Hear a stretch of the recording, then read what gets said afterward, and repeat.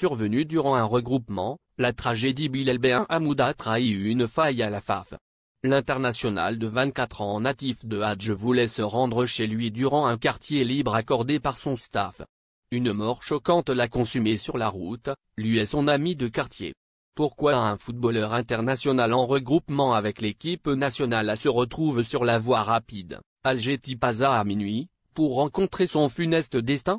C'est la question délicate à laquelle devra répondre la Fédération algérienne de football, une fois inhumé aujourd'hui à Hadj Bilal Ben Hamouda et son ami, Outi Sid Ahmed, morts ensemble dans l'incendie de leur véhicule, dans la nuit de jeudi à vendredi dernier à hauteur de Douaouda. Contacté par des dirigeants de l'USMA où évolue Bilal Ben Hamouda, le staff de la sélection a confirmé, par la voix de Mohamed Ben Hamou adjoint de Majid Bouguera, qu'il avait accordé un quartier libre à ses joueurs dans l'après-midi du jeudi au lendemain du match Algérie-RDC. L'absence des joueurs du centre de regroupement de Sidi Moussa était donc autorisée jusqu'au vendredi matin. Le quartier libre pendant un regroupement comporte des règles. Partir rendre visite à ses parents à 70 km du lieu du stage pose un problème juridique assurantiel si cela n'est pas explicitement autorisé car les joueurs sont sous la protection de la FAF durant toute la durée du regroupement, explique un ancien coach national de jeune catégorie. D'autres joueurs ont choisi de rester à Alger. Bilal Ben Hamouda a failli accompagner Abderrahmane Musiane, son équipier à l'USMA en stage avec lui pour aller saluer, de passage à Alger, Oussama Dagfalou, ancien avant-centre de l'USMA évoluant aujourd'hui aux Pays-Bas. Il a préféré finalement se rendre à Hadj où réside sa famille dans un véhicule, une Kia Picanto, qui semble-t-il, lui a été prêté par un ami.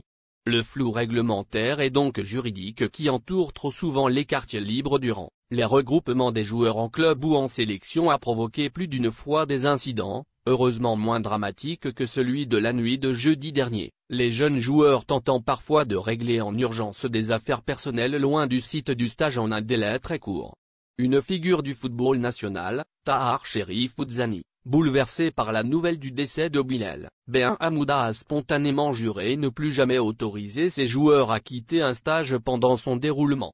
Onde de choc Alger à Hadj. L'onde de choc de l'annonce de la mort de Bilal Ben Hamouda et de son ami Sid Ahmed, prisonniers des flammes de leur véhicule aussitôt après l'impact, a tétanisé la planète du football en Algérie. La grande famille de l'USMA est totalement fracassée par ce drame emportant l'un de ses plus grands espoirs, artisan notamment ces dernières semaines de la remontée fulgurante des Rouges et Noirs au classement de la Ligue Immobilier.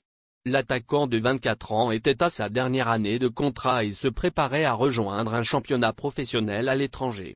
Il avait encore brillé, au stade du 05 juillet avec la sélection A face à la sélection de la RDC, 3-0, la veille de son accident tragique, offrant une passe décisive.